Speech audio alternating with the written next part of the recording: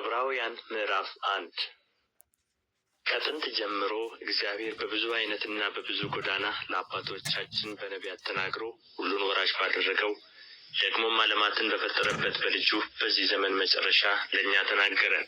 እርሱም የክብሩ መንጸባረቅና የባሕርዩ ምሳሌ ሆኖ ሁሉን በሥልጣኑ ቃል እየደገፈ ኃጢአታችንን በራሱ ካነጻ በኋላ በሰማያት በግርማው ቀኝ ተቀመጠ። ከመላእክት ይልቅ እጅግ የሚበልጥ ስምን በወረሰ መጠን እንዲሁ ከእነርሱ አብዝቶ ይበልጣል። ከመላእክትስ አንተ ልጄ ነህ፣ እኔ ዛሬ ወልጄሃለሁ፣ ደግሞም እኔ አባት ሆነዋለሁ፣ እርሱም ልጅ ይሆነኛል ያለው ከቶ ለማን ነው?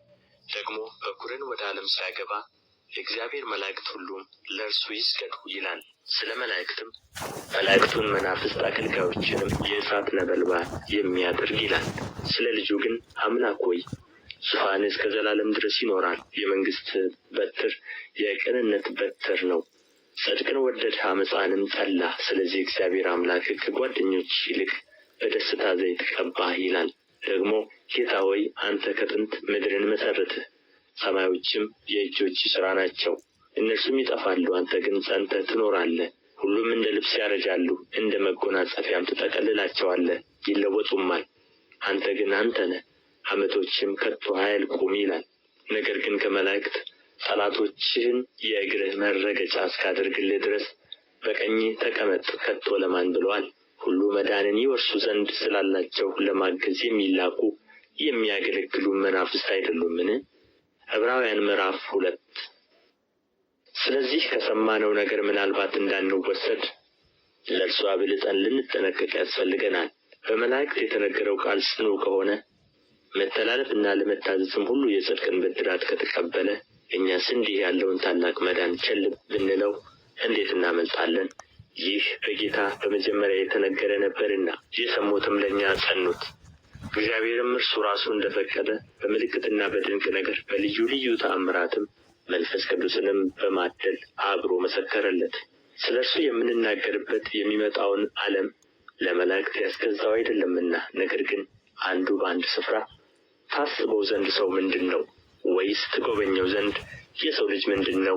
ከመላእክት ይልቅ በጥቂት አሳነስኸው፣ የክብርና የምስጋና ዘውድ ጫንህለት፣ በእጆችም ሥራ ላይ ሾምኸው፣ ሁሉን ከእግሮቹ በታች አስገዛህለት ብሎ መሰከረ። ሁሉን ከእርሱ በታች ባስገዛ ጊዜ ያልተገዛለት ምንም አልተወምና፣ አሁን ግን ሁሉ እንደተገዛለት ገና አናይም። ነገር ግን በእግዚአብሔር ጸጋ ስለ ሰው ሁሉ ሞትን ይቀምስ ዘንድ ከመላእክት ይልቅ በጥቂት አንሶ የነበረውን ኢየሱስን ከሞት መከራ የተነሣ የክብርና የምስጋና ዘውድ ተጭኖ እናየዋለን። ብዙ ልጆችን ወደ ክብር ሲያመጣ የመዳናቸውን ራስ በመከራ ይፈጽም ዘንድ ከእርሱ የተነሣ ሁሉ በእርሱም ሁሉ ለሆነ ለእርሱ ተገብቶታልና።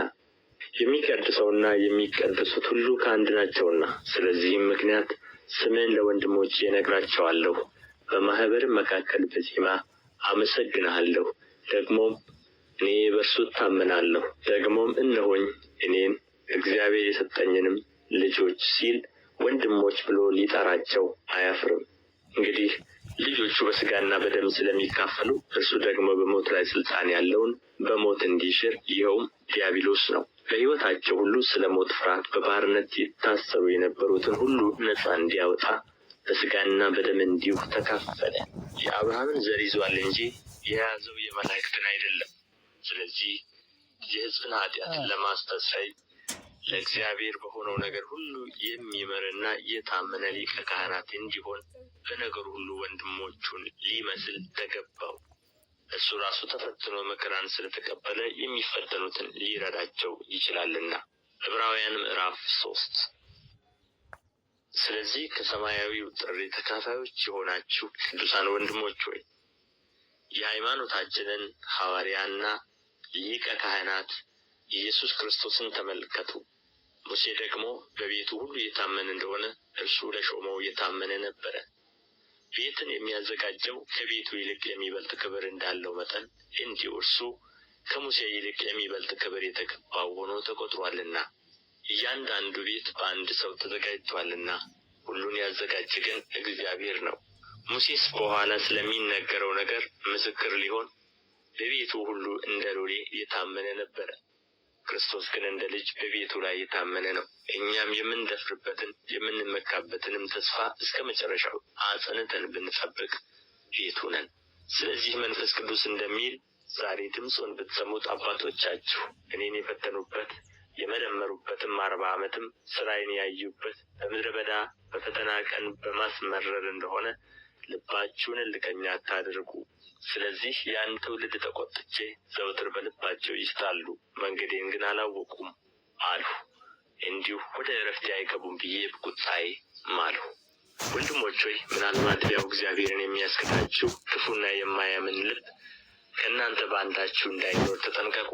ነገር ግን ከእናንተ ማንም በኃጢአት መታለል እልከኛ እንዳይሆን ዛሬ ተብሎ ሲጠራ ሳለ በእያንዳንዱ ቀን እርስ በርሳችሁ ተመካከሩ። የመጀመሪያ እምነታችንን እስከ መጨረሻው አጽንተን ብንጠብቅ የክርስቶስ ተካፋዮች ሆነናልና እየተባለ ዛሬ ድምፁን ብትሰሙት በማስመረር እንደሆነ ልባችሁን እልከኛ አታድርጉ።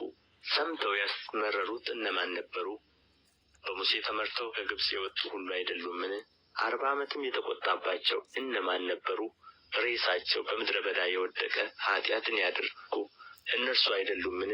ካልታዘዙትም በቀር ወደ ዕረፍቱ እንዳይገቡ የማለባቸው እነማን ነበሩ? ባለማመናቸውም ጠንቅ ሊገቡ እንዳልተቻላቸው እናያለን።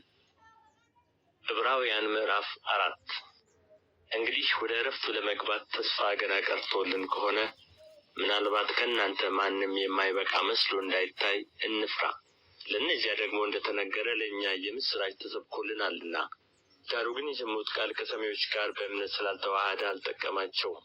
ሥራው ዓለም ከተፈጠረ ጀምሮ ምንም እንኳ ቢፈጸም እንዲህ ወደ ዕረፍቴ አይገቡም ብዬ በቁጣዬ ማልሁ እንዳለ እኛ ሲያመንን ወደ ዕረፍቱ እንገባለን። ስለ 7ኛው ቀን በአንድ ስፍራ እግዚአብሔርም በ7ኛው ቀን ከሥራው ሁሉ አረፈ ብሎአልና በዚህ ስፍራም ደግሞ ወደ ዕረፍቴ አይገቡም።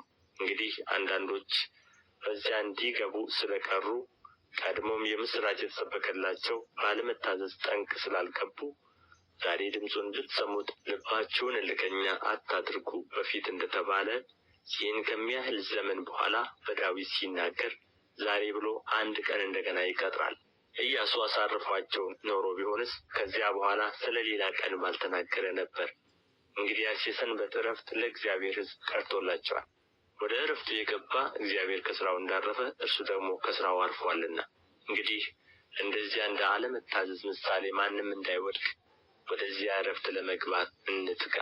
የእግዚአብሔር ቃል ሕያው ነውና የሚሠራም 2 አፍ ካለው ሰይፍ ሁሉ ይልቅ የተሳለ ነው፣ ነፍስንና መንፈስንም ጅማትንና ቅልጥምንም እስኪለይ ድረስ ይወጋል፣ የልብንም ስሜትና ሐሳብ ይመረምራል። እኛን በሚቆጣጠር በእርሱ ዓይኖቹ ፊት ሁሉ ነገር የተራቆተና የተገለጠ ነው እንጂ በእርሱ ፊት የተሰወረ ፍጥረት የለም።